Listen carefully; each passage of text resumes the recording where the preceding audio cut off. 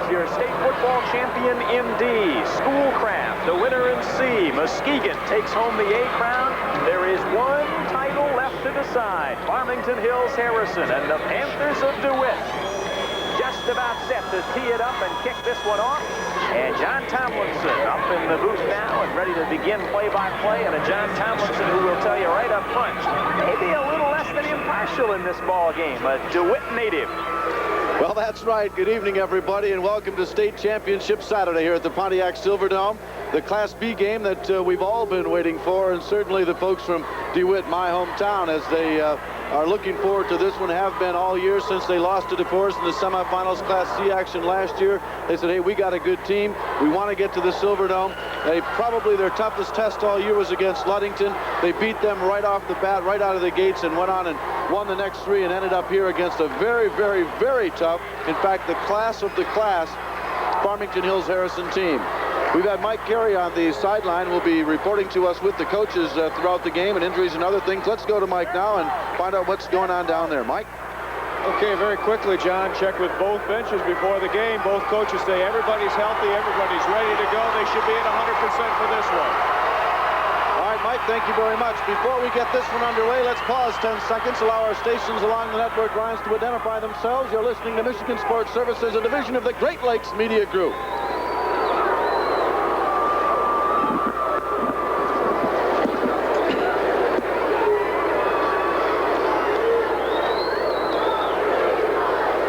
B State Championship action, the DeWitt Panthers and the Farmington Hills Harrison Hawks for the Class B state title. And I've talked to several of the DeWitt people before the game and, of course, during the week, and their biggest concern, probably their biggest weakness, is their pass defense. They've got a very good defense against the run, and I'm telling you, they are concerned, and rightfully so. Well, they picked the wrong team to have a weakness like pass defense against. Bill Coleman, of course, the #1 passer in Michigan high school history, and you know he's going to go to work on it. He certainly will, and he can hurt him. Here's the kickoff, high, end over end, coming down, taken at the 6-yard line.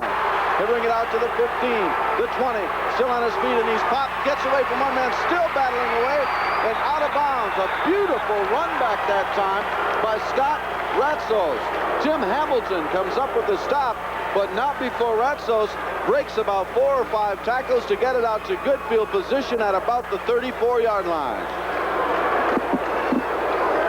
Farmington Hills Harrison Hawks been rated #1 all season long. They're rated #9 in the United States of America.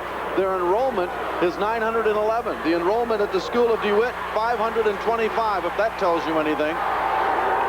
I formation, 2 wide receivers. Mill Coleman up under center calling signals. Here's a snap, back to pass, looking downfield. Gets a little pressure on the inside, and he'll be sacked. And that's what they wanted to do, and that's what they have to do all day. Well, that's the only thing you can do. If you have a great passer like Mill Coleman, you simply can't let him stand back in the pocket and pick you apart. They have to get some pressure on, and that time Coleman never had a chance to throw it. Jeff Church and John Zeal getting through there, both big seniors, 255 and 242.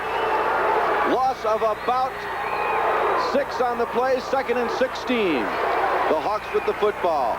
Wide receiver left side in motion now, coming this way. Here's the snap. Coleman back to pass again, looking downfield, cocks his arm. Now he's going to run with it. Takes off, he's got good speed, gets away from one man, still on his feet, being chased out there, and is really popped at about the 40-yard line. John Cohen coming up and making the stop defensively. Also in there, number 31, Travis Gribble. Well, I think that's where Mill Coleman is the most dangerous, dropping back to pass, finding his receivers covered, and then he just ad-libs from there. He is just such a threat, and he has such a presence of the field, where people are, both his teammates and where the defenders are. Tim Conlon leads him out of it now. Sergovich and Grover the guards, Hightower and Latchgutch are the tackles.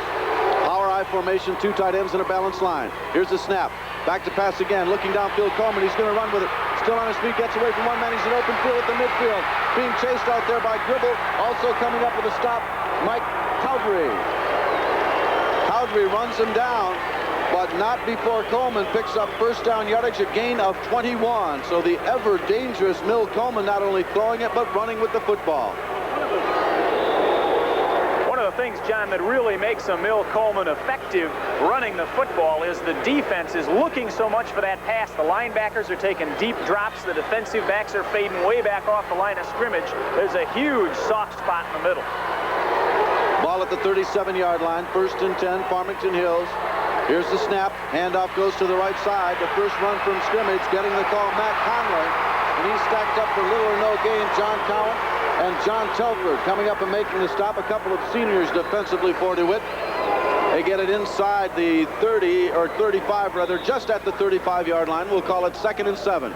For the benefit of the old coach, because I'm sure he wants to hear this again, DeWitt wears those Michigan Wolverine helmets, and the real Michigan Wolverines were winners today, and they're on their way to the Rose Bowl. Power I formation, 2 tight ends in a balanced line for Farmington Hills. Opening drive of the contest just underway. Coleman rolling to the left side, back to pass. Throws up a long one. It is going to be caught. Touchdown! Farmington Hills Harrison. Scott Ratsos goes all the way in the air. Coverage that time coming from number 25, Cowdrey. But Coleman laid it in there beautifully. And Ratsos pulls it in. You can tell they've done that before. Well, just like that, Milt Coleman shows you why he is such a threat. The first series of downs, he dropped back to pass and was sacked once, scrambled twice. Now he drops back and delivers to Ratsos for 6. Here's the extra point try. It's up, and it is good. So, 9:18 remaining in the first period of play. Harrison leading DeWitt 7-0. We'll be back after this on the MHSAA Championship Football Network.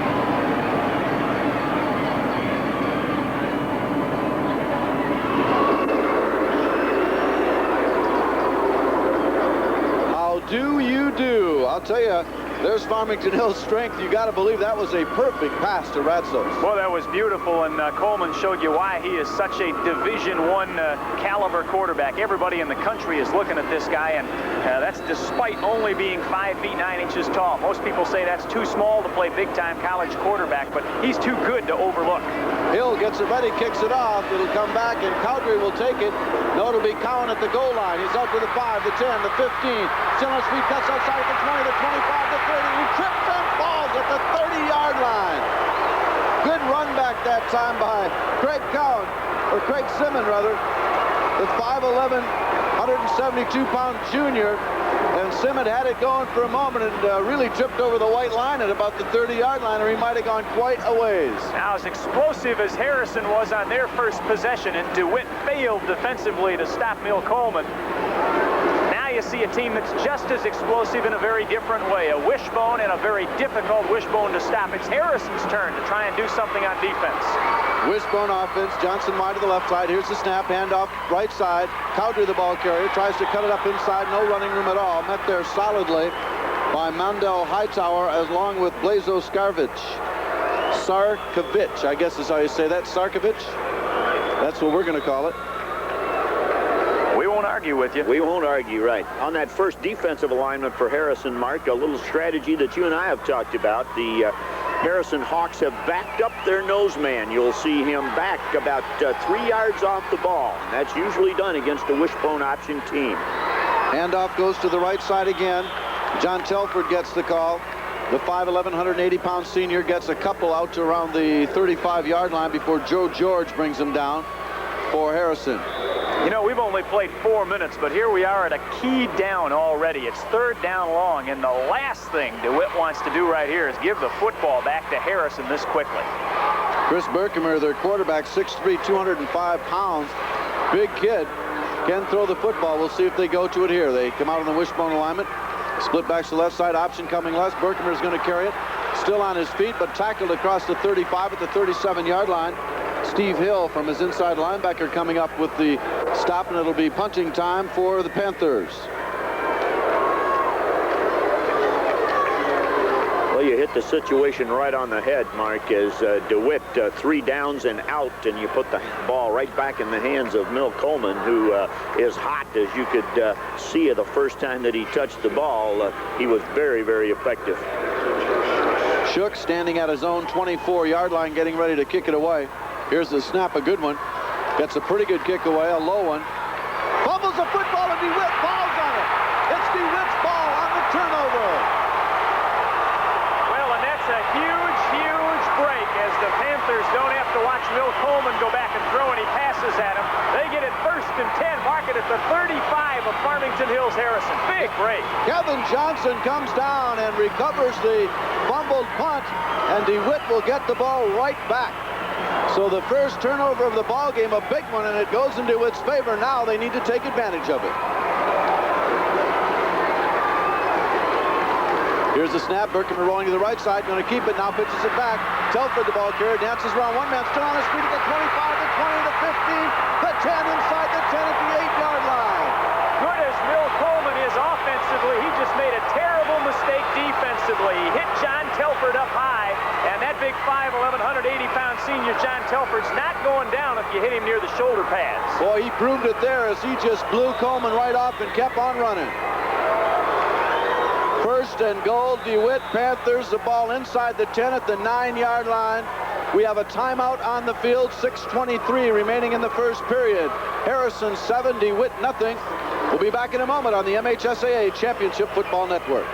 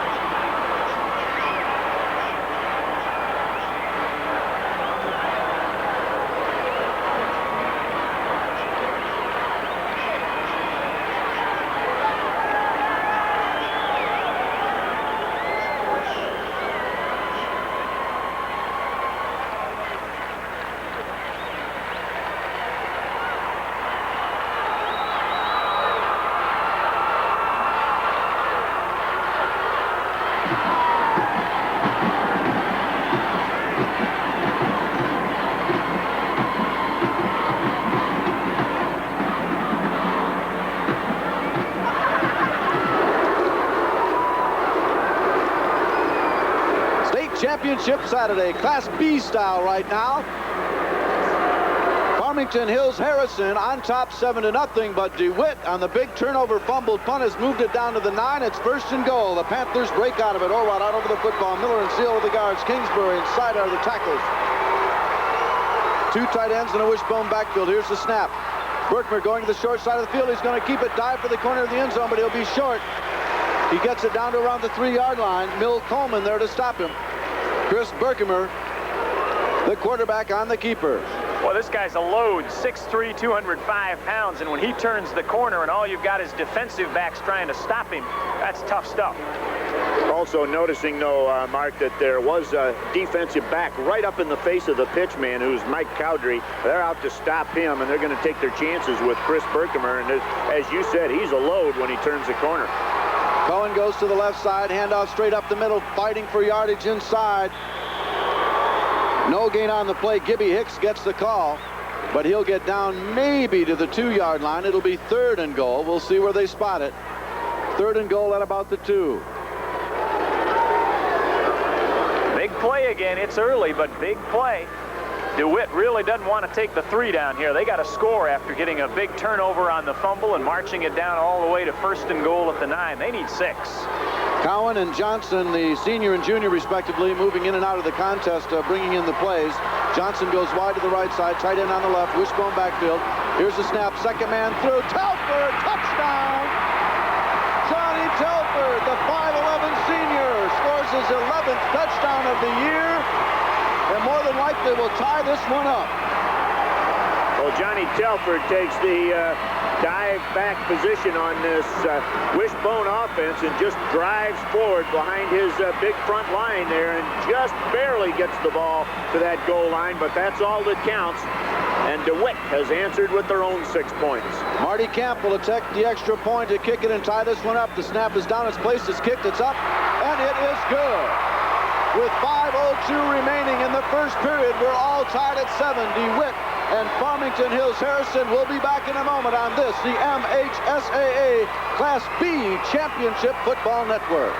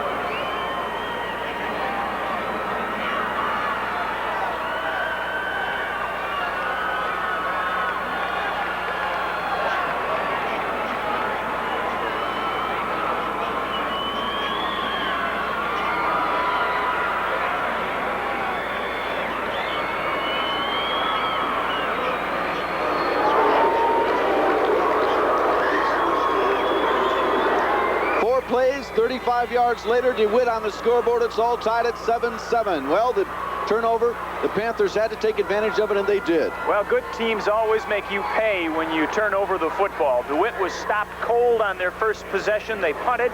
Farmington Hills Harrison turned it over, and the Panthers made it count for 7 points and tied it up. Here's the kickoff.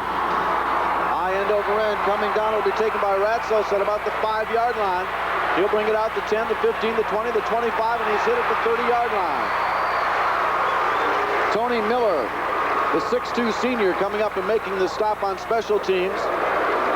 And now we'll see what happens with this potent and powerful offense of Farmington Hills Harrison, and if DeWitt's defense can dig in and stop the pass. There's only one thing I'm certain of, John, and that is it's going to take 28-30 points to win this game. It's going to be probably the highest scoring game of the day. There's no doubt about that. Coleman looking over the defense, up under center, calling signals. Now here's the snap, rolling to the left side, pulls up like he wants to pass. Now he's dancing around. He gets caught behind the line of scrimmage, back around the 27 or 28-yard line. Getting through there, Travis Gribble and others. Good job defensively by DeWitt that time. Well, Jeff Borwatt and Travis Gibble coming from the defensive end positions, both kind of on a crash route towards Mill Coleman, and they met at the quarterback. Second down, 14 yards to go. Coleman looking over the defense. 2 wide receivers left side. Here's the snap. Back to pass. Flags on the play. Rolling to the right side. Looking over the middle. Throws it up, and it's almost intercepted. Tipped away by Berkemer. And John Telford almost came up with it. Lance Kingsbury really put a shot into Coleman there as he delivered the ball. But it'll be a legal procedure is the call, and it'll against Farmington Hills. Well, I'm sure they'll turn this one down, John. They can put Farmington Hills Harrison into a second down, or a third down now in about 14. And given the way Mill Coleman plays the game of football, I'd rather see him 3rd and 14 than 2nd and 19. Yeah, because a couple of 10-yard passes and he's got the first down. This way he needs 14, and that's what they do. The fewer plays I give Mill Coleman, the happier I am on defense. Steve Hill wide to the right side. Ranger wide to the left side in the slot. Single setback as Coleman up under center calling signals. Back to pass looking downfield. Throws it out in the flat. It's complete at the 30-yard line. No first down yardage, however, at the 35-yard line as John Telford is there to make the stop on the big tight end, Greg Piscopink. Well, some great defensive adjustment there as DeWitt had man-on-man coverage with the split man, and Coleman spotted that. Audible, you could see him call to his teammates out there, put a man then in motion as he tried to get the split man to vacate the area, take the defense with him. But the linebackers for DeWitt reacting to the play very well and able to stop it before the first down yardage was reached. Coleman standing at his own 20. Gibby Hicks and John Cohen back around the 25-yard line. Gets the kick away. High spiraling kick coming down, hits on the 40-yard line. Takes a Farmington Hills bounce. It will go down and out of bounds at about, no, it's still rolling. At the 22-yard line is where they'll get it, and DeWitt will take it over there, 1st and 10. We're all tied at 7-7, Class B state championship game here. We've had some great ones so far today, and this has left nothing to be desired thus far. Well, in my recollection, this has been the best day of high school football that I've seen here at the Silverdome in the championships. Menden's first game, 31-0 over Lake Linden, better than the score might indicate. And then the last two games have been super. Muskegon beats King 16-13, went down to the final minute. Schoolcraft over Ontonagon 14-7. That went down to the last couple plays as well. Panthers break out of it. Orwatt out over the football. Wishbone backfield with Cowan split to the right side. Berkemer rolling to the left side. Pitches it back Cowdery. Cowdery cuts it back up inside. Gets it back to the line of scrimmage and maybe a yard more, and that's about it. Stacked up in there by a host of Hawks. Sarkovich, Steve Hill, and others. Little or no gain. We'll call it 2nd and 10. Well, the idea in the wishbone, John, is to force the defense to make choices. And that time, Chris Berkemer never made them choose anybody. There was no pressure on Berkemer, and yet he pitched deep to Cowdery, and the whole defense knows where the ball is then and can move to the football, and they did so, no gain. Cowan goes to the right side. Wishbone backfield again with Hicks, Cowdery, and Telford. Berkemer calling signals, going to the right side, back to pass, looking downfield, cocks his arm. Throws one up, intended out there for Cowan, and it's incomplete, underthrown, but a lot of pressure being put on that time defensively by Steve Hill, number 20, also Matt Sperry, number 53, putting the pressure on Berkemer as he released the football. It'll be 3rd and 10. Well, so far, the Hawks of Harrison able to defend the wishbone in pretty good shape. It seems as though they're electing to stop the first part of the wishbone. That's the dive play. They've been tough up front with that, and they've done that by backing up their nose man. And they've also put their cornerbacks out on Cowdery, who is normally the pitch man. They've let Berkemer run a little bit, and so far, he's not been able to sustain a drive with that. Berkemer rolling to the right side, good protection, throws it up, and it is incomplete, intended for Mike Cowdery out of the backfield and overthrown. It'll be a punting situation. Berkemer just flat overthrew him on that one. And DeWitt will be forced to punt it away on 4th and 10. In their own territory, the ball spotted at about the 22-yard line. Back for Farmington Hills, Scott Ratzos and Roy Granger.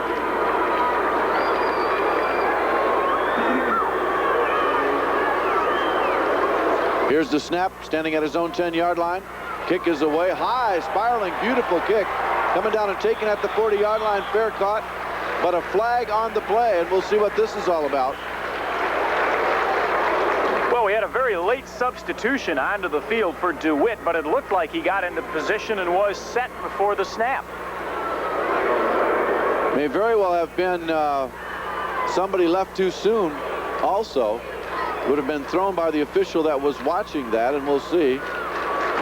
They waved off the flag. No penalty, I guess.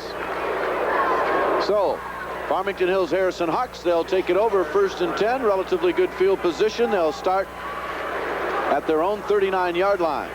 This one all tied up 7-7, 1:33 remaining in the first period of play. DeWitt and Farmington Hills. Power I formation, wing on the left side. Mill Coleman up under center. Here's the snap.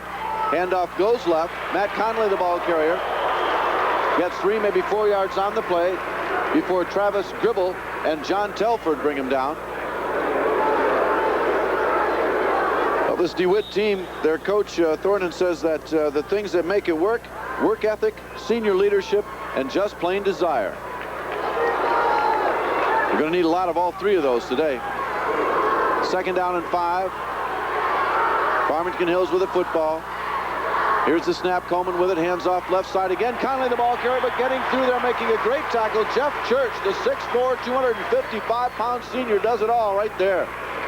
John, very quickly, I promised somebody back in Battle Creek I would make mention. You talked about Gail Thornton a moment ago. He is from Ovid LC High School. And Bill Brandell and I work at TV 41 in Battle Creek, Kalamazoo, Grand Rapids Market. And our receptionist there, Rita Gilson, knows Gail Thornton. They went to Ovid LC High School together, believe it or not. Live 4 doors apart in Ovid or LC, I don't know which one. So she's listening, I'm sure, to see how Gail's doing. Great. Coleman back to pass on 3rd and 5. Throws it up over the middle. It is tipped. Almost, it is intercepted. Tipped twice and intercepted. Chris Berkemer comes down with with it. John Cowan almost caught the tip, tipped it up himself, and then Chris Berkemer came down with it. It'll be DeWitt ball at the 41-yard line in their own territory. Well, Coleman here delivers the ball, and it's really on the money, but just a little bit high. You'll see number 1 there tip the ball, and then number 11, Chris Berkemer, comes up with the interception and is able to grab it just before it hits the ground.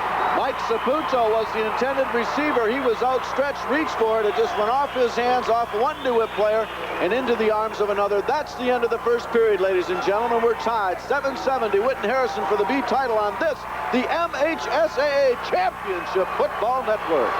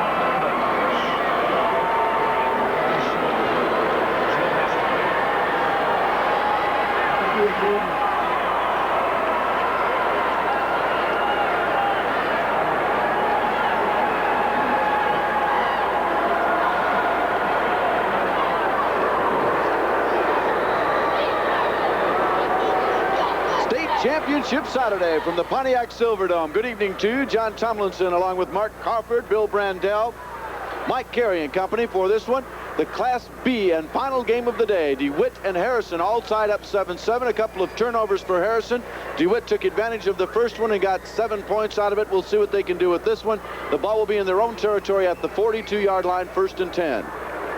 Looking down at the DeWitt crowd in front of us, I see a lot of these yellow shirts that were printed up this week with the DeWitt, Deware de Dome. That's a response to a slam, I guess you'd say, to the Swami at the Free Press, who made all kinds of jokes earlier in the playoffs about DeWho when he was talking about DeWitt's chances to move on. And it's been a rallying cry. It never did pick them, and they've won every game, and they've called him and pleaded with him, please don't pick us to win this game. It'll be, in fact, his picture was in the Free Press Friday with a DeWitt shirt on, a DeWitt sweatshirt. Well, and he didn't pick DeWitt, did he? No, he didn't. Wishbone backfield for the Panthers. Here's the snap. Berkemer coming to the right side. Going to keep it himself. Cuts it up. Gets a couple on the play out to around the 45-yard line. We'll bring up a 2nd and 8. Boy, I saw what Bill mentioned right there. The corners just come crashing up. Whichever way the football goes, the corner's job is to come charging up to the line of scrimmage and make sure that football does not go to Mike Cowdery. He ran right by Chris Berkemer. No thought of trying to tackle him, just to make sure Cowdery or Telford, whoever's on the pitch, doesn't get the ball. Panthers break out of it now. Tight end on the right side. Wishbone backfield again. Handoff, first man through. Now goes Cowdery left side. Good fake by Berkemer. Got me. Out across the 45 at the 46-yard line. Gain of about 2 on the play. Mike Saputo and a host of others make the tackle on Mike Cowdery. So Cowdery just unable to get anything going here, get moving. Of course, he's their big back, gained almost 2,000 yards on the season, 27 touchdowns. Well, Mark, as you were talking about that wishbone, the soft spot and one of the vulnerable positions against Harrison now should be right in the middle. And we should see John Telford banging up in there right at where the nose man normally lines up. Cowdery gets the call up the middle, battling forward, close to first down yardage across the midfield stripe and into Hawks territory. We'll see what kind of a spot they get. That's what it's all dependent upon right now. Matt Sperry and Steve Hall on the stop defensively. They're going to measure for it. It looks pretty close, but I'm not sure yet. It could be. I don't know. It's very, very close. This will be one of those nose of the football jobs. Left foot, right foot, Mark, makes all the difference on this one. Well, you saw Bill's point come true right there immediately after he mentioned that the soft spot ought to be the middle. And DeWitt's coaching staff recognizing that goes right up the middle. Boy, and it was the nose of the football either. If there were any hairs on that pigskin, it was by the hair, believe me, because they did get the first down. Well, I had the right spot offensively for the DeWitt team, but the wrong back. This time it was Cowdrey that took it up in the middle. We talk about him getting the pitch all the time, but it can be either Cowdrey or Telford, and they both run inside and outside. Hand off, first man through. Gibby Hicks straight up the middle, still on his feet, battling inside the 35, down around the 31-yard line. Roy Granger finally brings him down. But Gibby Hicks, the 5'10", 165-pound senior, gets it down to around the 32, gain of 16 yards on the play. And really a good adjustment offensively, as they saw exactly what we're talking about, and that time the fullback in that wishbone formation, Gibby Hicks, right up the middle, big gain. Panthers break out of it now. Owat leads them out over the ball. Miller and Zeal are the tackles. Sida and Kingsbury are the tackles. Here's the snap. Handoff, second man through. Telford, the ball carrier, running room, 20, 15, 10, 5. Touchdown, DeWitt Panthers. Well, just like that, this time it's John Telford that finds that soft spot. We've been describing since the ball game started, defensively, Harrison's adjustment to the wishbone has been to back their nose man up, spread their linebackers to the outside a little bit, trying to help out on the quarterback, and then releasing the cornerbacks to the pitch man, so that once you get by that backed up nose man, there's nobody there. And DeWitt has discovered that soft spot mark and taken great advantage of it. Here's the snap. The kick is up, and it is good.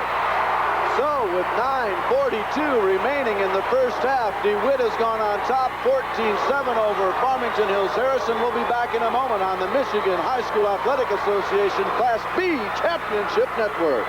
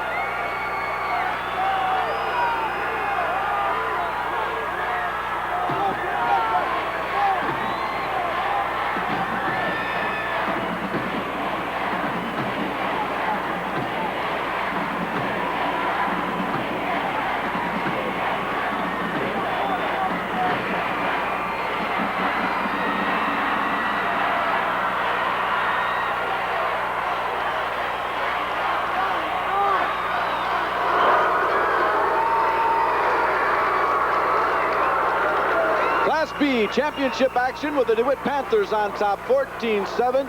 They move 5 plays and some 57 yards for that one. And here's the kick. Coming down, it'll be taken and fumbled and bobbled around. Still loose on the ground. They're battling for it down there, and I believe Harrison will get it. They do it the 9-yard line. Oh, boy, was that close or what? Holy mackerel, dodge a bullet there, Harrison. It's Roy Granger that comes up with the ball for Harrison, but boy, it was bouncing around for a long time, as you described, John. Just tantalizingly out there as the Panthers come racing downfield and try to get on it. Granger was the one that missed it. It looked like it was going to go out of bounds and still rolled along the sideline. He could not come up with it. It bounces around, bounces around. DeWitt had a real shot at it, but Farmington Hills comes back with it. Handoff straight up the middle. Matt Conley, the ball carrier, straight ahead, met by Phil Sida, the big senior, and John Telford as well. Stop him after a gain of about 3, maybe 4. We'll call it 2nd and 6. With most high school quarterbacks in high school programs, this field position might limit what a team could do, and Harrison being stuck back inside their own 10 might not think about throwing. I have a feeling John Harrington confident enough in Mill to thrill Coleman that this is still wide open territory for them. Coleman up under center, calling signals, power I backfield, 2 tight ends and a balanced line. Here's the snap, rolling out the right side, looking to pass. Now he's going to run with it, cuts it back up over the middle, takes a good shot, close to first down yardage. Bill Sida again. Let's pause 10 seconds, allow our stations along the way to identify themselves. You're listening to Michigan Sports Service, a division of the Great Lakes Media Group.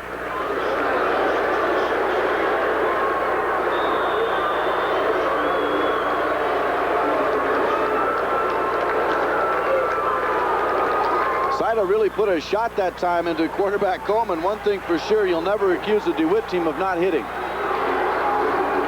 They do like to hit. 2 tight ends and a balanced line. 1st and 10. They did get the first down. Man in motion now. Back to pass Coleman, looking out in the flat, can't find anybody, throws it up over the middle, wide open, the tight end. Berkemer's got him at midfield, and the insurance is put down out there by Tony Miller, but not before first down yardage goes to the tight end, Greg Piscopink, and he picks up about 20 yards on the play, moves it out to the 40-yard line. Well, once again, credit Milt Coleman with being able to read defenses and pick out the open receiver, as that was at least the third choice, I believe, on that pass pattern. Credit the offensive line for giving him time to do that as well. Split backs in the backfield, Coleman back to pass, got it all day, throws it out in the flat, it's complete at the 50-yard line. And they'll mark this forward progress inside the 50 in DeWitt territory. Another first down. Chris Berkemer on the stop. Pass complete out there to Steve Hill. DeWitt is almost showing a little too much respect for Milt Coleman here. They are very, very deep, a long way off the line. And Coleman may pick them apart if they don't move up just a little bit. Well, that time Steve Hill, right on the sideline, went down the 10 yards and ran the quick button hook pattern, and Coleman hit him right there. That also sets up the pump and go, Mark. Formation in the backfield, wide receiver either side of the field. Coleman up under center, 1st and 10 now in DeWitt territory at the 49-yard line. Here's the snap. Coleman fumbles it, picks it back up, takes off ahead, and is popped. I don't think that was a planned play. I think he kind of fumbled it up in the air and then just saw the opening and took off. Boy, he sure saw an opening in a hurry. As you said, John, he squirted through there in a big hurry. Got a good pop in there from John Telford. That's what the replay showed as well. Saw the replay. You're absolutely right. Snap came up into his chest. He bobbled it, and thinking quickly, runs forward for about 7 yards. 2nd down and 3. The ball in DeWitt territory at the 42-yard line. Coleman calling signals. I formation in the backfield. Handoff. Conley, second man through. He gets first down yardage inside the 35 at the 34-yard line. Lance Kingsbury on the stop defensively for DeWitt. But Farmington Hills Harrison on the move. The Panthers seem to be really concentrating on their pass coverage and pass protection, and that's opening up the running game and also opening up the short passes. Slot right, I formation in the backfield. Coleman back to pass, looking downfield, got good protection, throws it out in the incomplete. Intended out there for Steve Hill, broken up by Berkemer, but the pass was a little bit overthrown, a little bit too much to the sideline, or that could have been a completion. 2nd and 10. 6:10 still to play in this first half. 14-7 DeWitt. And John, I'm not sure I've really seen momentum in the hands of either team yet in this game. It's sort of just kind of hanging in the balance, and both teams, when they've had to, have moved the football offensively, and I don't think anybody's really taken over here. Well, you'd like to have thought that Harrison was going to take it after that opening drive and the big pass play, but then, and then especially after DeWitt was stalled on the first series of downs, didn't get a first down, but the turnover right away turned it around, and since then, you're right. I don't think there's been any momentum at all, either way. Well, I think that turnover was just what we said it was at the time, a very, very big key. If Harrison gets the ball back right there, and they can manage to put something up top and go out front 14-0, we have a totally different game. Instead, the turnover lets DeWitt tie things up. Another turnover lets them take the lead. Well, we've got a timeout on the field. We're going to keep it right here. 6:13 remaining in the half. 14-7.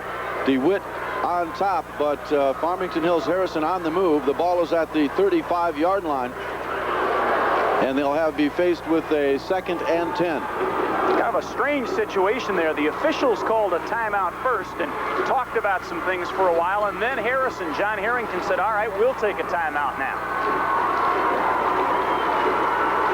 Well, we've had some exciting action here at the Silverdome, and was talking with Jack Roberts, the executive director of the Michigan High School Athletic Association, a little bit earlier. I think he was a little bit disappointed in the attendance. It's not quite what he had hoped for, but we both decided, and we'll ask your opinion as well, this has got to be one of the class acts in the country as far as high school sports is concerned in one day. Well, I don't get around the country all that much. Maybe Bill, through his swimming connections, has a little feel for what goes on elsewhere. But, well, it's a great day every year. We look forward to coming up here. Even before we started working the radio network with you, this is just a fun day if you like high school football. You couldn't ask for much more than what we've seen today. We've seen some pretty good football played here. Yeah, let me mention, too, that our halftime guest here in this Class B state championship game will be Jack Roberts. We'll talk to him a little about the MHSAA and about the proposal that's waiting in the wings to be voted on next month that might just add 2 more classes to Michigan high school football. We might have 6 football championships next year. You think your throat's in trouble this year? Wait till we go 6 finals next year. Yeah, that could be like 2 on Friday and 4 on Saturday is Something what they're like talking that, about. Yeah. Well, there's something wrong here, as this is more than just a timeout. Things have stopped for too long here. I'm not exactly sure. Well, the officials are all down here at the tunnel. I'm not really quite sure what's going on, but they're all down at the entrance to the tunnel. I'll tell you what I think is wrong. I believe the chains are busted. Oh, that could very well be. That pass play did come right over by the chains there. I think the chains are busted up. They're over there standing next to the chains, and when they originally called the officials timeout, they ran over and looked at them. They may be looking for a backup set of first down chains. That could very well be. Well, we may be a while. Looking deep in the Detroit Lions locker room there. They may not find any in the Lions locker room. Do they need first down chains for the Lions? I don't think so. Not very many of them. Shouldn't say those kind of things after that nice win they had on Thanksgiving Day over Cleveland. Well, let's go down to Mike Carey, and maybe he'll have something to say about that. Is he available right now? We're looking for Mike Carey, who might be able to fill us in on what's going on down in the field. Mike, you there?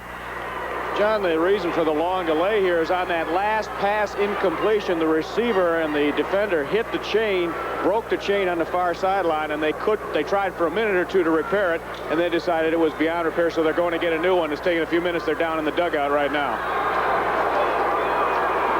John, let me say, and thank you, Mike Carey, down on the sidelines. Let me say that that's been a great addition here to this championship. This is our 2nd or 3rd year doing the football finals together, and you folks at Great Lakes and the folks at the MHSAA were thinking well when we added Mike Carey working the sidelines this year. Been very helpful. Well, I know he's having fun down there. He's right in on the action, and of course, anytime there's an injury or a situation like this right now, he's able to fill us in and bring us up to date on exactly what's happening. And so we're simply waiting now. If there was any momentum on either side of the field, it's certainly gone now. We're starting back even, that's for sure. Well, I noticed that the coaches are not out on the field, and I assume that's at the order of the officials, Bill. They're not allowed to be out since this is a long officials timeout. Right. This is not either team's option as far as a timeout is concerned. It's an officials timeout, so the coaches are not allowed to be out there and to converse with their players, nor are the players allowed to come over to the sidelines. Well, we're going to get a little insight here that we got a little time to find out what it's like for a couple of students at a high school when you were a Class C high school and all of a sudden you go into the state championships and you lose to Detroit DePorres last year, and then you turn around and you become a Class B school and you think, oh boy, now we got to go all these B schools. We got Gary Branch and my son Chad Tomlinson are both seniors at DeWitt High School. Chad's doing the spotting and Gary's doing the stats. Why don't you guys tell us a little bit about what it's like now to be here finally in the state championships for the first time? Well, it's really great. It's a great feeling to be here in the championships, and it's just a great team to watch all year long. It was really tough last year to lose to DePorres, but that's gone from our minds now. We're just thinking about this game, first state championship ever. Chad, tell us about some of the things that have gone on in school in terms of the pep rallies and so on that have gone on all week long. Nobody's ever gave us any credit for what we did for football and ever. And finally now we got it, and we're going to prove it. Going to prove it here today. What's going on in the halls of the school? Has there been a lot of pep rallies and that kind of thing, or are people going kind of nuts? Just signs everywhere, just all kinds of fun rallies. I understand that a couple of the guys got together and had a little dance in the gymnasium and did a little rap session, some of the players. Oh yeah, the football players were definitely the most excited of anyone. They're ecstatic about this whole thing, and they're doing everything they can to get all the fan support, and they don't need to because we're behind them all the way. Okay, little insight there to what goes on in the halls of the high school, if you will, in the minds of a couple of high school seniors as they've waited a long time to get here, and the football players, as Gary said, seem to be the most excited about all of this that's going on. But the whole town and the whole school system very excited. They had a giant parade there today at 4 o'clock. All the cars followed the buses here to the game, and it's quite the happening. As you can see, almost as many fans here from DeWitt as there was from Muskegon. Well, small towns are just great. I don't know if you folks like to look at DeWitt as a small town, but as Bill and I travel around and do television games, we will note that the large schools from big towns aren't nearly as enthusiastic and don't follow their teams and support their teams nearly as well or with the same kind of fervor that a small town does, especially when you have a successful program like they've got going at DeWitt. Well, DeWitt is definitely a small town when you talk about it in that light. We're back ready to go now. Farmington Hills Harrison with the football, 2nd and 10 at the 35-yard line. Here's the snap. Back to pass Coleman, looking downfield, got protection, throws up a long one over the middle. It's intercepted at the 5-yard line. Back to the 15, the 20, the 25. It's Cowdery. He's got wheels. 30, 35, 40, 45, 50. Blast out of bounds at the 50-yard line.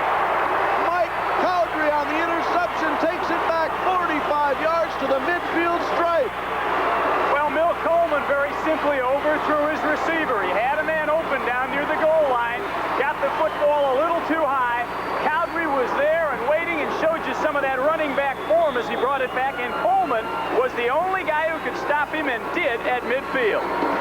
Well, Cowdery hasn't had a chance to run it on offense too much, but he sure got a little running room there. And let's note, 3rd turnover against Harrison. The first 2 both resulted in DeWitt touchdowns. They went 60 on the last one, 30 on the first one. They've got 50-yard line. Berkemer hands off.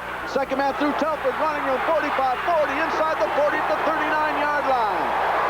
And once again, the DeWitt Panthers go right to work on that soft spot in that 50 defense that Harrison has thrown up in order to stop the wishbone. There's just definitely an outnumbered situation block-wise right in the middle of this, John. Scott Telford picking up 12 on the play. Scott Ratsos on the tackle. The Panthers break the huddle now. They send John Cowan wide to the left side. Tight end on the right. Wishbone backfield. Berkemer going left on the option. Picks it back. Telford again, the ball carrier. Cuts it up.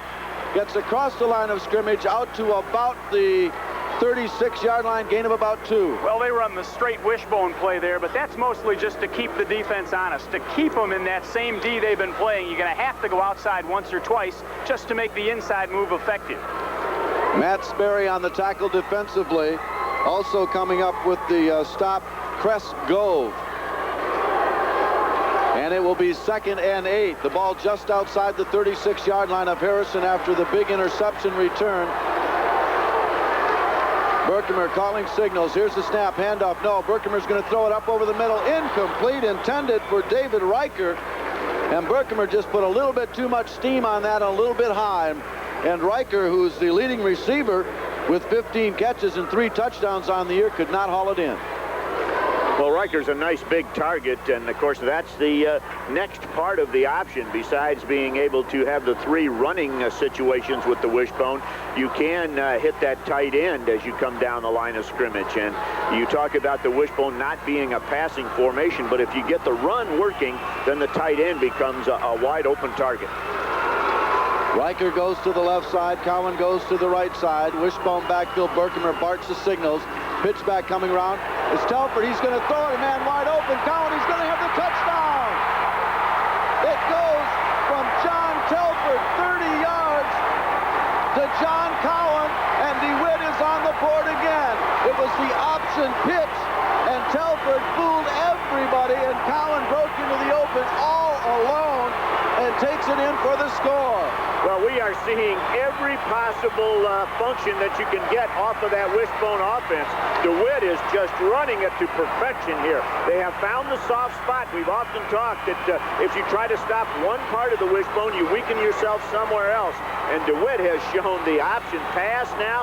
They've shown the pass to the tight end, and this time it's the halfback pass. Here's the snap. The kick is up, and it is good. It is good with 4:37 remaining in the first half of play. The DeWitt Panthers are shocking Harrison Hills, Farmington Hills Harrison, 21-7. Well, the guys from DeWitt are really doing it out here right now. You're right, 21-7, and the Hawks of Harrison have got to be in shock. Their fans are sitting on their hands on the far side there. They don't know what to think. Well, I'm sure that they've never been in this position too many times this year.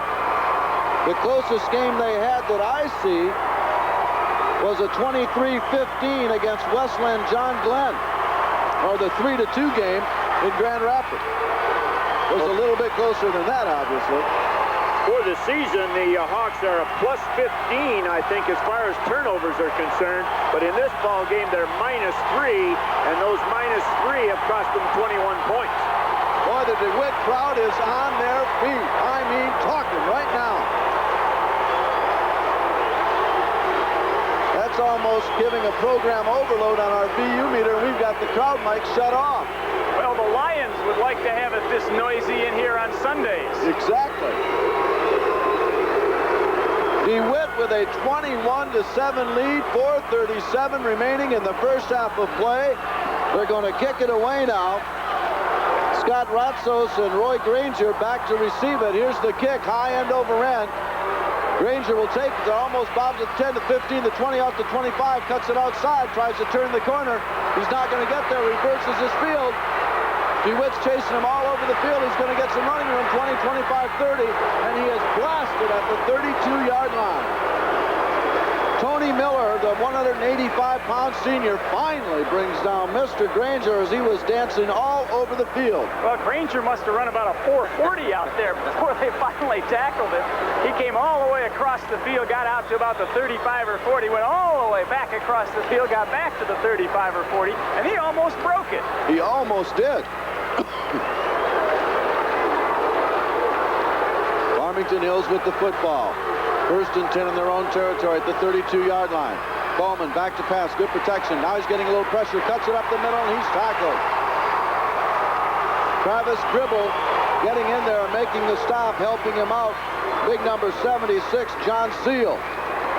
Well, and Zeal had better contain himself just a little bit. That was very close to a late hit. And that's something they don't need. You can see Coleman on the replay monitors here was down when Zeal jumps on top. And they don't need a 15-yarder. They're in great shape right now. Scott Ratzos goes wide to the right side. We've got a slot right eye formation in the backfield, tight end on the left. Coleman with a reverse coming this way. Good running room over there for Granger, still on his feet, dancing around, gets away from one man, is tackled, but first down yardage out around the 44-yard line. Chris Berkemer finally makes a stop. Boy, this Roy Granger on the basis of that kickoff return and an excellent little run right there. He's just a sophomore. He's going to be a player. Well, he sure is, and he likes to reverse his field, Mark. He makes an awful lot of yards and takes a lot of time going east and west besides north and south. Harrison with a first down. The ball just inside their own 45-yard line. Coleman brings them out of it up under center, looks over the defense, calls the signals now. They spread it out. It's a almost a green streak here with 4 receivers in the pattern. Coleman back to pass, being pressured, throws it up over the middle. It's complete to Granger. Nobody tackled him, but in high school, obviously, if you fall down, you're down, and he did. Gain of almost 10, very close to first down yardage, around the 46-yard line of DeWitt. And the DeWitt Panthers are really fortunate that that time Mill Coleman chose to throw it inside and under, because they were caught trying to switch there after Harrison made a little shuffle on offense there and split their receivers, and there was a man deep who had them beat. You're right, Mark. There was a missed coverage on that, and it came as Harrison came up to the line, set themselves offensively, and then went into a shift and ended up with just 1 setback and 4 wideouts, similar to what the Lions call the run and shoot or the silver stretch. They had the DeWitt Panthers defense spread out all over the field and confused a little bit and resulted in a man deep wide open. But obviously, Mill Coleman didn't spot him. They did get the first down, so it's 1st and 10 just outside the 45-yard line of DeWitt. Panthers leading 21-7, 2:22 remaining in the half. Long pass out in the flat, completed, and running room out there for the tight end, number 80. That's Mike Saputo. He averages 26.4 yards every time he catches the ball. He's got 14 catches or 19 catches on the year, and he gets it down inside or right at the 20-yard line. Well, that's one of those plays that'll set up something later on again, sort of a little screen out there to Saputo. And let's give some credit to Matt Conley, who from his running back position managed to charge up behind the play, get downfield, and throw a block. 1st and 10 again for Farmington Hills Harrison. They're at the 20-yard line of DeWitt. 2 wide receivers. Coleman back to pass, looking over the middle. Got a man open at the 10-yard line. It's complete. John Telford on the stop. Completion good that time to John Schaefer over the middle. Inside the 10, it'll be 1st and goal. They mark it at about the 7-yard line. Well, one of 2 things has to happen here, Mark. Either the DeWitt defenders are going to have to get a little tighter on these receivers, or they're going to have to get a little more pressure on Milt Coleman. The wideout in particular has very, very deep coverage on him. Coleman will find him all day. 2 tight ends in the balance line, power I formation. Here's the snap, handoff, second man through. Conley, the ball carrier, gets close to the goal line, but not in. Matt Conley, 14 touchdowns, 674 yards in 12 games thus far this year, and almost adds another TD there. It'll be 2nd and goal at about the 1. And the Hawks of Harrison, smart right here, going to use the clock, and DeWitt will take a timeout. They don't want Harrison to get the 6-7 points here. Only 1:15 left here first half. Up by 14 just a minute or 2 ago, and Milt Coleman showing him his stuff. Well, he's definitely showing him he can move that football and move it in many different ways. DeWitt, of course, if they do get in, would like to have some time to try to move the football themselves. Scoreboard showing us Miami up on Notre Dame 24-10 in the 3rd quarter. Whoa. That could have some real implications nationally. Well, the race for #1 could get real funny here, couldn't it? Yes, it could. Wolverines might even get back into that one somehow. Well, a lot of special things would have to happen, but it's definitely a possibility if Notre Dame gets beat the way the bowl system is shaping up. It would take a little bit of the glamour, if you will, out of the Orange Bowl contest. Of course, Colorado comes in and beats Notre Dame. I'd say they're #1 hands down. Yeah, I think you're right. 2nd and goal. The ball at the 1-yard line of DeWitt. Harrison with it, trailing 21-7. Coleman calling the signals. Power I formation. Handoff, second one through. It's Conley up and over and in. Farmington Hills Harrison is on the board again. It's 21-13, and they'll go for the extra point.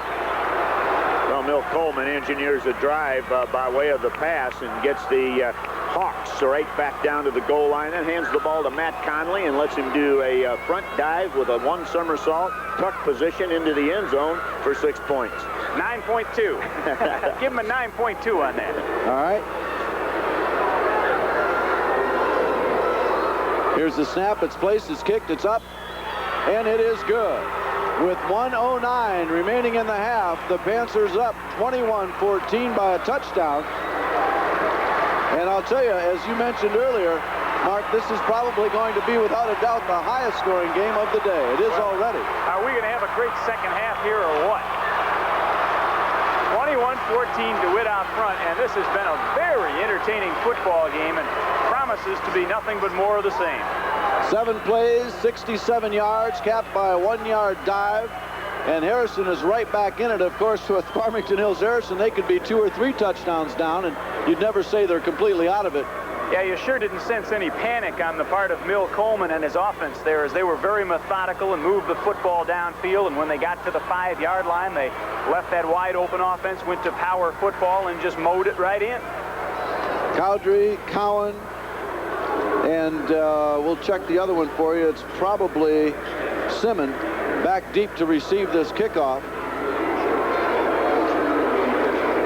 1:09 on the clock. First half of play. 21-14. DeWitt. 3 turnovers by Harrison have turned into 3 DeWitt scores, and they weren't gimmies. They went 50 yards for one, and 60 yards for another, and 30 yards for another. But they were a result of turnover. He's got it teed up and ready to kick it now. Steve Hill approaches the ball. Here's the kick, a long spiraling kick.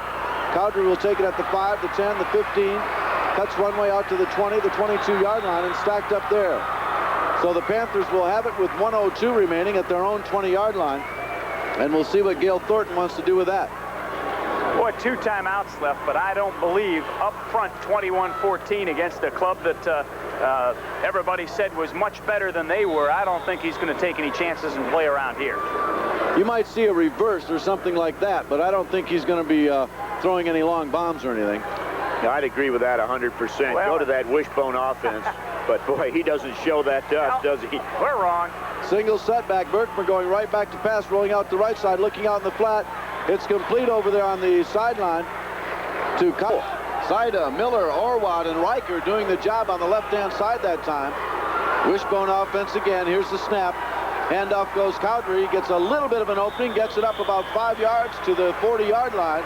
Inside the 40 at the 39. It'll be 2nd and 5 DeWitt. On the stop defensively, Greg Piskoping. Got to go back one play real quickly, John. You mentioned the lineman on the left side that opened the big hole. Let's give some credit, too, to Gibby Hicks, the fullback, as he busted in there and sealed off the defensive end and really made it possible. Riker, the tight end on the right side. Cowan, the split receiver on the left. Wishbone backfield. Hicks, Cowdery, and Telford. Berkmer calling signals, hands off. First man through. Gain of about 3 yards on the play. Matt Sperry on the stop. Handoff going to Gibby Hicks, the 5'10", 165-pound senior. It'll be 3rd and about 2. Big play right here. DeWitt certainly wants to keep the football here. The longer they can keep it out of Mill Coleman's hands, the better off they are. And they'd like to keep this drive going. Probably not 4-down territory.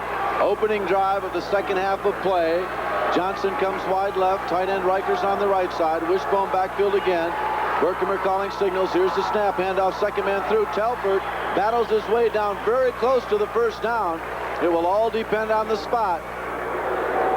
And he gets a right foot instead of a left foot, and I don't think he made it. Well, going to be very close, but I'm with you. I'd say 6-8 inches short on this one. And if we're right, big decision time for DeWitt as they'll look at 4th and short at the 35 of Farmington Hills Harrison. Blazo Skarsabit made the stop defensively, but again, it was that right foot, left foot mark, and it ended up to be a right foot, and I think he's just a little bit short. Well, I'm going to second guess you, gentlemen. I think that it is 4-down territory as far as the Panthers are concerned. No doubt in my mind that Coach Gail Thornton is going to go for this one. He doesn't want to get the ball in the hands of Mill Coleman. Well, I guess if you run for better than 300 yards a game all year long, you got to go for it on 4th and a couple inches in the state championship game, huh? Well, I guess also important is what the 4th down situation is. Here it's just inches, and obviously much more or much less dangerous than a couple of yards. 4th and short.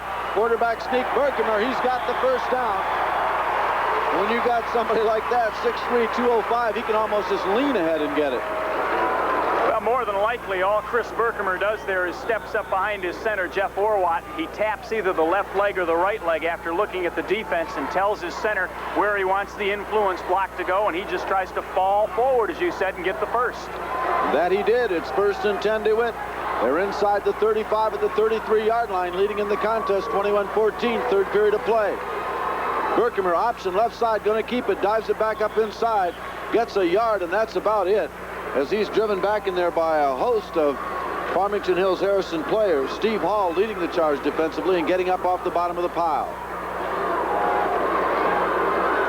The Panthers that time electing to run the ball into the short side of the field with their wishbone option offense, and not a lot of room as the Harrison defense adjusted over towards the power of the formation. They had the pitch man covered, they had the dive man covered, and Mr. Chris Berkmer had himself covered. Cowan comes wide to the left side. Tight end Riker on the right. 2nd and 9. The ball at the 32-yard line of Farmington Hills. Here's the snap. Berkmer back to pass, looking downfield, got a man open. It's intercepted at the 25-yard line. Pass was intended for Cowan, but intercepted in there by Sarkovich, and really, he just threw it too low. He just didn't get it up and over top of that guy, and it was right in his hands. Was a man open down there, you're absolutely right, and Berkmer had pretty good time. He tries to gun it through, and Sarkovich gets a paw in the way, knocks it up in the air, and pulls it down. Hit him right in the shoulder pad, popped it in the air, and he pulls it in. So DeWitt's turnover here in the second half. We'll see what Farmington Hills Harrison can do with it. They break the huddle now. Power I formation, 2 tight ends and a balanced line. Coleman calling signals. Here's the snap. Hands off left side. Conley, the ball carrier, gets it out across the 30 to about the 33-yard line. Gain of about 3, maybe 4 yards on the play. We'll call it 2nd and 6. Interesting that they would come out in a power I formation like that. I'm not sure if maybe John Harrington and his staff saw something on that last little trip down near the end zone that told them DeWitt wouldn't really adjust well to this offense, or what? They're going to go with it again. Looks like Schoolcraft all over again here with 2 tight ends and a power I. Coleman rolling to the left side, back to pass. Throws one up. It's caught at the 50-yard line. Tackled immediately by Cowdery, but a good play that time on the reception by Scott Ratzos. And Coleman with a fake into the line and flips it out. Completed pass. Gain of 14 yards and a first down at the midfield. Well, I'm moving to the record book already here. Milt Coleman already holds the record for passing yards in a final, and I have a feeling he may get it again here in his senior season. Roy Granger comes wide to the right side. Handoff goes inside. Conley, I believe, gets the call. He's tackled in there by Jeff Orwatt. The 198-pound senior brings him down. The ball carrier was Gary Devine, I believe his first carry of the day, if I'm not mistaken. Gain of about 4, 2nd and 6. Milt Coleman set the record last year, 238 yards, and he must be someplace close to 140, 150 right now. They break the huddle. Tim Conlon out over the football. Sarkovich and Grove are the guards. Hightower and Letchkach are the tackles. Coleman audibilizing with 2 wide receivers. I formation in the backfield. Back to pass. Looking out. Gets it to number 80 out there. It's complete. First down yardage inside the 40 at the 35. Mike Saputu averaging again 26.4 yards every time he catches a football. Picked up 11 on that one. Mike Cowdery on the stop defensively. And once again, it's those split receivers that continue to be open, and Milt Coleman able to find them. They're out, split out from the offensive line. The defensive backs are about 15 yards deep. 2 tight ends and a balanced line. Power I formation. Handoff Conley going left, right at the line of scrimmage. Nothing doing, getting through there. John Telford also on the stop defensively. Jeff Orwatt. So the Panthers, after turning it over, moving it down the field, the opening possession, turning it over on the interception, Farmington Hills marching right back down the field. They have it now at the 34-yard line of DeWitt, 2nd and 9. Slot left, I formation backfield. Coleman rolling to the right side, passes it out in the flat,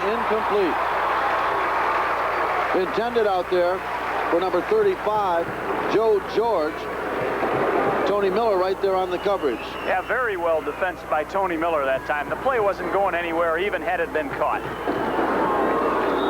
3rd and 9.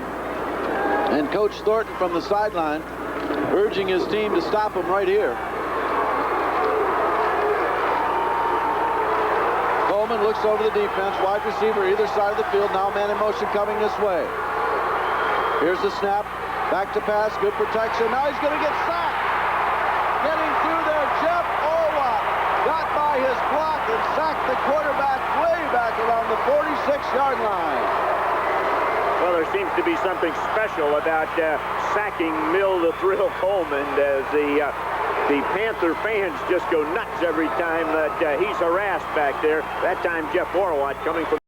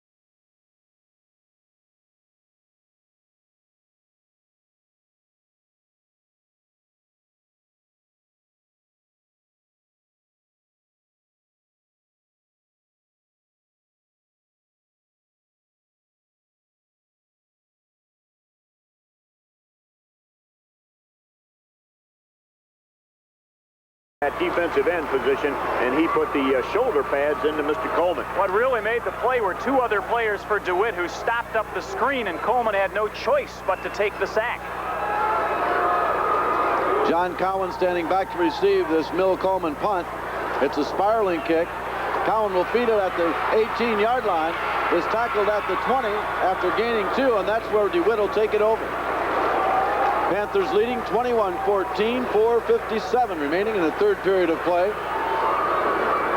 We have an injured player. We'll take a break right here. Timeout on the field. DeWitt 21, Harrison 14. We'll be back in a moment on the MHSAA Championship Football Network.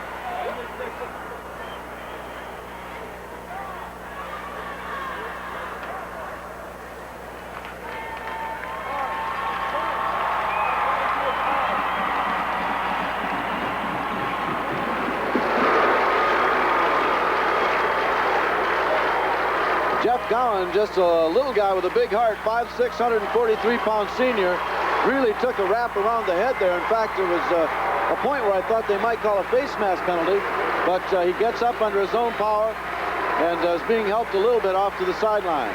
DeWitt with the ball, 1st and 10 in their own territory at the 20-yard line, 4:57 remaining in the third, leading by 7. They break the huddle now and come out over the football. Referee's waiting until the injured player is removed from the field. Berkmer on the option right side. Cowdery with running room, 35, 25, 30, 35, 40, still on his feet out to the 44-yard line. Mike Cowdery refusing to go down. Well, John Harrington, the Harrison coach, told us there at the end of the half that one of the things they had to do a better job of was tackling. And, Coach, not very good tackling right there by the Hawks. Well, exactly. A lot of arms reaching out there trying to bring down Mike Cowdery, but you're not going to do that with him. You better get those shoulder pads on him, and you better get them on there pretty solid. Pickup of 24 yards on that play. 1st and 10 DeWitt.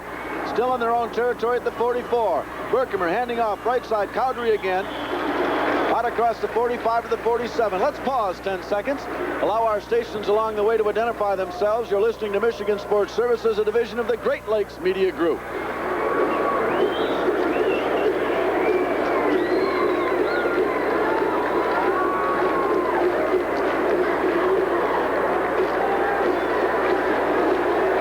DeWitt breaks the huddle now. 2nd down, about 7 yards to go for the 1st down. Across the 45 to the 47-yard line. Berkmer up under center, barking signals. Here's the snap. Handoff left side. Telford, I believe, gets the call. He gets it to the midfield stripe. Gain of about 3 yards on the play before Matt Sperry brings him down. Let's go down to the sideline now with Mike Carey and get a report on that injury. Mike? Good news, John. John Cowan had just a muscle cramp in the back of the calf. He should be back any minute. In fact, they're pretty well loosened up now. He'll be back any second, be right back in the ball game. Great, thank you for that report. In fact, he's in the ball game as we speak. He is the wide receiver to the left side. Wishbone backfield. Riker, the tight end, on the right side. Berkmer handing off. Cowdery, 2nd man through, and he's not going to get it on 3rd down. Well, I thought I saw the football squirt loose in there, John. Gary Devine making the initial attack that time, and DeWitt will be forced to punt it. And I believe this is only like the 1st or 2nd punt of the day. And we've still got a helmet on the field. It belongs to Telford. He walked off the field without his helmet, I believe. No, it's Mike Cowdery's. No, it's Cowdery. And Cowdery is bleeding, I think. He's got a little cut someplace there in the forehead. He pulled the helmet off, and he's bleeding a little bit. Well, he hasn't got a whole lot of hair on the side of his head to protect him. He's got one of those mohawks, and it's really shaved on the side, so. They're over there talking to him about it now. Gibby Hicks over saying, "You okay, bud?" Saying, "Yeah, I'm fine." Goes up and takes his position on the outside of the line. Standing back to punt it, Jeff Shooks. He gets the kick away, and it's a good one. Coming down and hits at the 22-yard line, and that's where Farmington Hills will take it over. So nobody really taking over that magical momentum here in the third period. As we've talked about it so many times, it's kind of been back and forth. Both teams got 2 or 3 first downs each time they've had the ball, but nobody's taken charge yet. Yeah, we've seen a few yards here in the third quarter, but only 2:20 left in the quarter, and we've seen no points. Well, obviously some adjustments have been made at halftime, as we said both teams needed to do in order to stop the other one. Saputo goes wide left, Steve Hill wide right. Handoff, second man through. Conley tripped up at the line of scrimmage by John Seal. Good defensive play by the 242-pound senior. Well, nobody blocked Zeal, and he was just standing there and waiting for the running back. Had a clear shot, made the most of it. The attendance for today's games: first session, 19,181. Second session, 16,090. Total for the day, 35,271. Thank you from the Michigan High School Athletic Association. I formation, wide receiver either side. Second down, 7. Coleman right back to pass. Throws it up over the middle. It's caught at the 28-yard line, or rather the 33-yard line, and falling across the 35. John Cowan on the coverage. On the reception, Mike Saputo.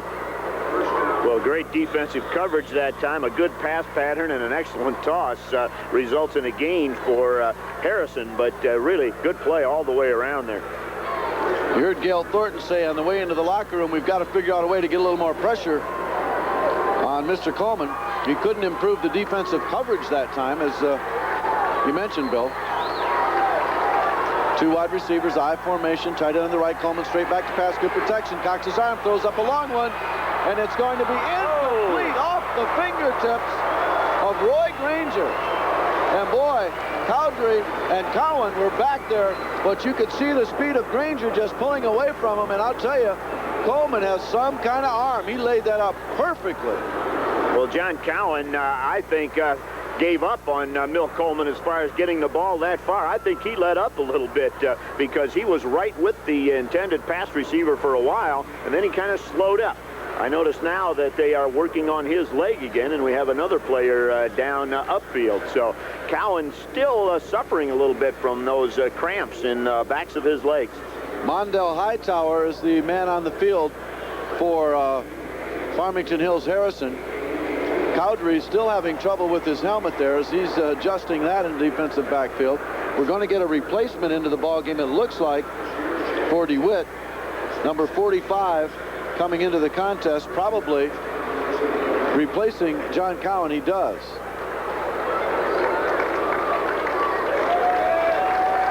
.105 remaining in the third period. DeWitt on top, 21-14. Farmington Hills Harrison with the football. And Mondell Hightower moving off very, very gingerly, not putting any weight at all on his left leg.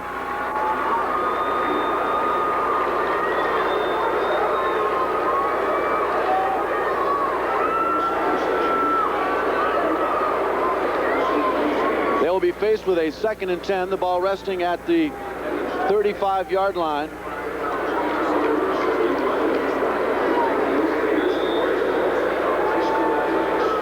DeWitt with the lead, Harrison with the football. Class B state championship action, and we're just about ready to get underway. Tight end on the left side, wide receivers either side, I formation in the backfield. Now a man in motion coming this way. Here's the snap, back to pass, being pressured. Coleman, he's going to be sacked. Good job of hanging onto the football, and once again getting through there. Jeff Orwatt, number 52. Well, once again, the sack preventing what possibly could have been a long pass play as way downfield, a receiver wide open for Farmington. Number 89, Greg Piscopink, was well behind the deepest defender back there, but Coleman pressured, couldn't spot him, had to pull the ball down and accept the sack. Steve Hill goes wide to the right side, slot left. Single setback. Coleman back to pass, looking downfield. Cocks his arm, gets away from one man. He's going to try to run with it now. He needs to get to the 45. He does. First down yardage down the sideline. He could go a lot further. Coleman cuts it back up inside and takes a fall at the 36-yard line. Well, they say quarterbacks are the smartest players, and you saw why. Mill Coleman, when it finally became obvious he was going down and there were blue shirts closing in on him, dove to the turf. But a big gain. He almost got sacked back there, making good defensive penetration was Travis Gribble. Gain of 30 yards on the play, though, and a good bit of scrambling there by Mill Coleman. And a very dangerous guy to have with that football. Well, Mill Coleman may run for 100 yards before this one's done. He had, what, 50 or 60 at the half? That's the end of the third quarter. The score, DeWitt 21, Harrison 14. We'll be back with the fourth and final quarter on this, the MHSAA Class B State Championship Football Network. 55.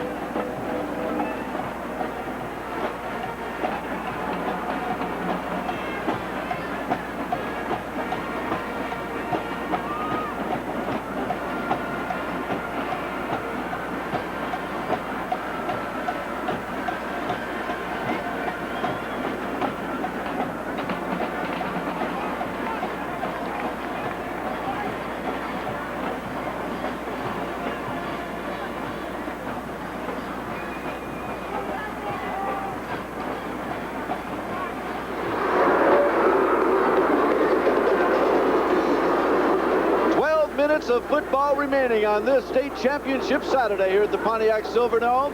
John Tomlinson, Mark Crawford, Bill Brandell, Mike Carey and company for your pleasure, and glad to have you with us. Hope you're enjoying this contest on one of 20-some radio stations we're feeding around the state. We've got a good one. DeWitt, the underdog, on top, 21-14. Harrison on the move at the 36-yard line. I don't know what was going on, but the DeWitt coaches were really reading the riot act to the officials, and they're still having a confab over the ball. They were really arguing vehemently during that timeout. They were right out on the field pointing something out to the officials, and they're still talking about it. I don't know what they were talking about, but they definitely made a point of some kind. They're still discussing it.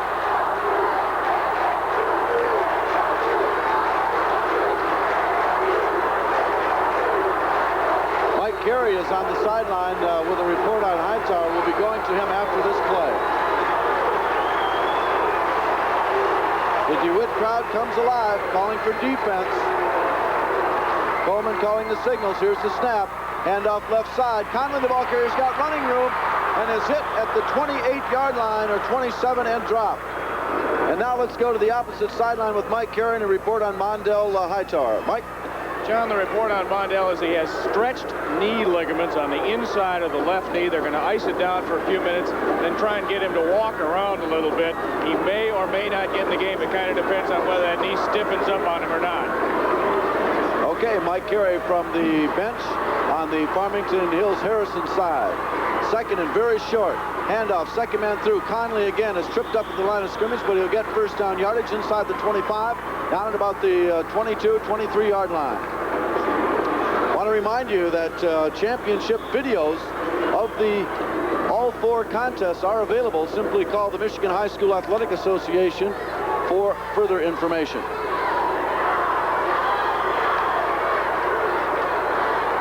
First down, officials calling timeout. A little equipment repair over there, I believe, on the DeWitt sideline.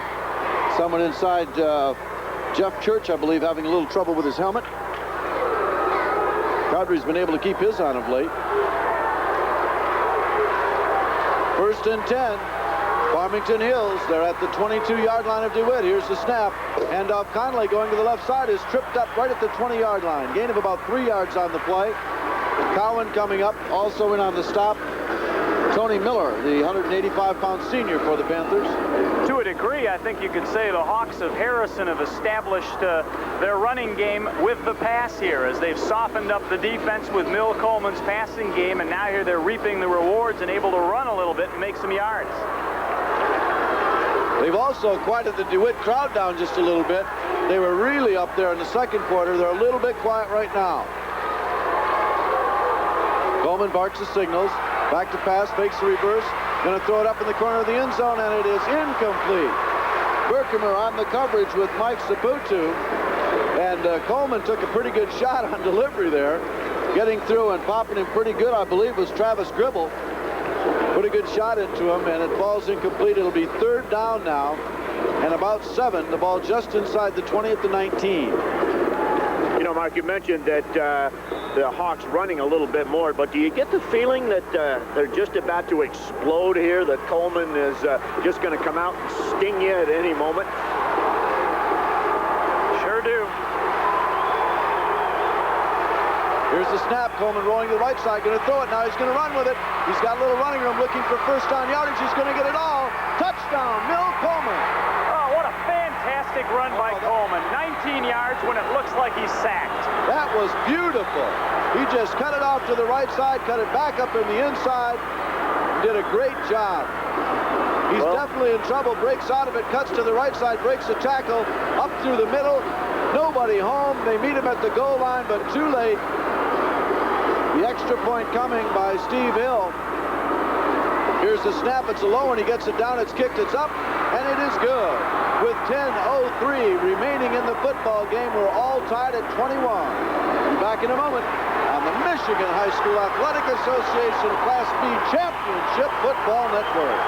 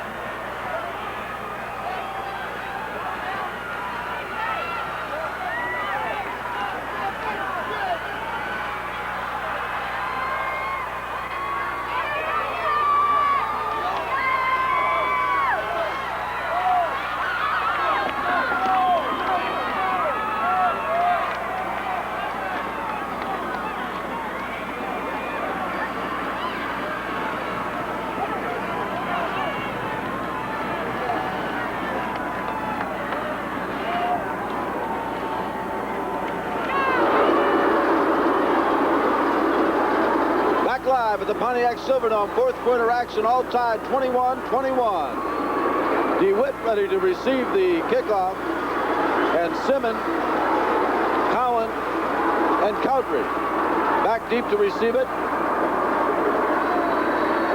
and it will be Steve Hill kicking it off. One thing about the B game, we've had some long kicks by both sides.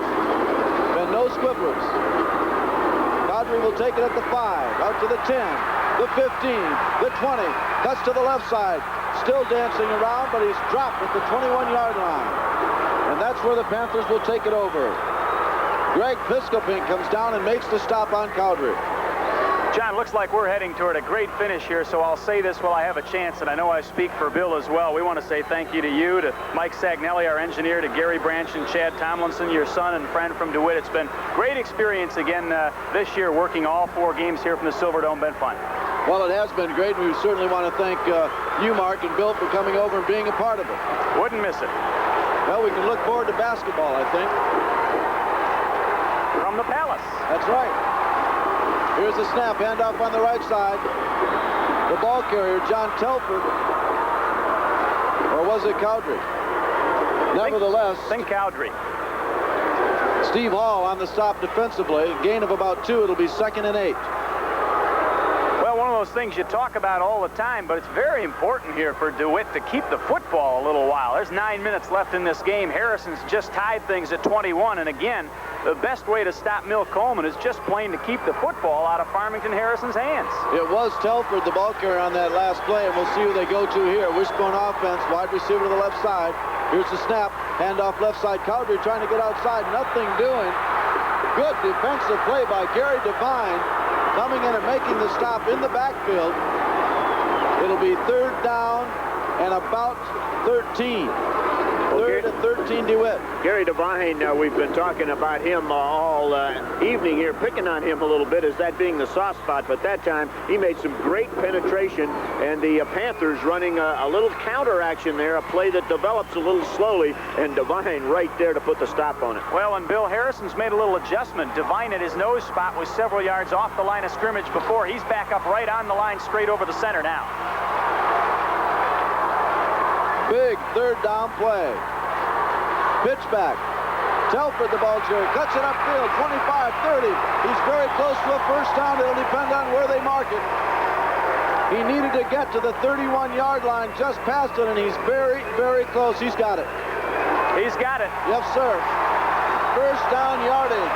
Boy, great job of cutback running that time by Telford. Just came back against the grain, made people miss. Made a couple of them miss, and then puts his head down and drives forward. He knows where that stick is. Very, very intelligent ball player and person.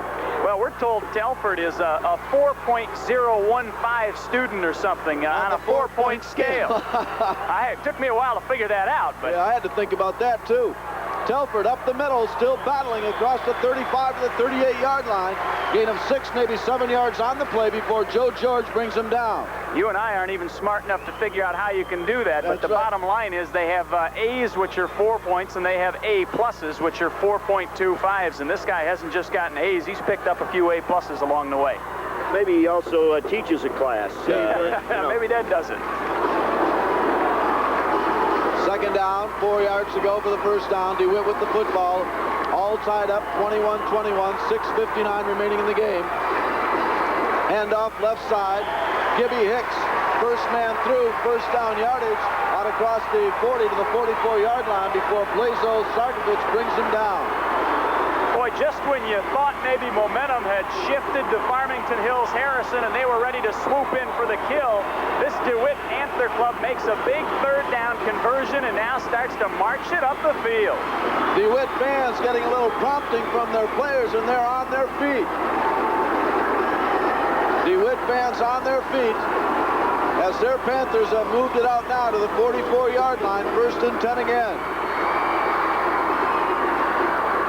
Werkemer pitches back. Telford, the ball carrier, trying to get it outside. Cuts it upfield. 50, 45, 40, 35, and out of bounds at the 33-yard line. And that'll get everybody going. Mike Saputo finally brings him down. And oh, did Telford break a tackle or what down here? Yeah, and I don't even know if it's fair to say broke a tackle, but Mill Coleman, again, guilty of the mistake we've been talking about. He just tries to knock down John Telford, and you can't do that. You got to tackle the guy. Telford is really hurting. He's got his hands on his knees and kind of looked over at the coach and said, you really better get somebody in here. I hope they don't call his, and he's holding his shoulder a little bit.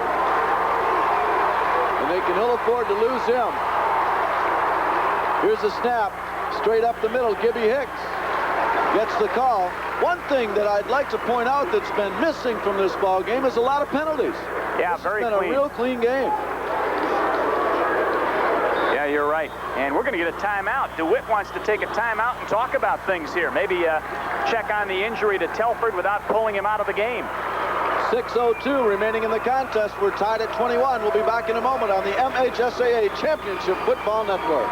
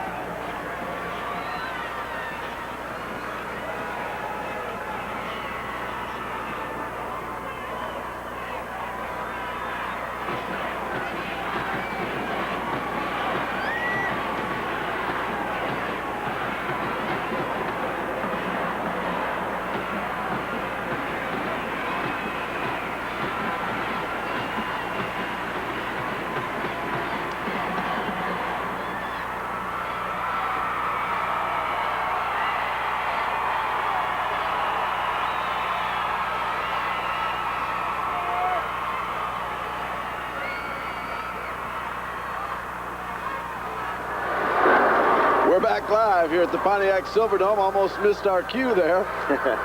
But I was looking through the field glasses at Telford, and he's showing a lot of pain, and the boys here were telling me that he has a recurring shoulder problem.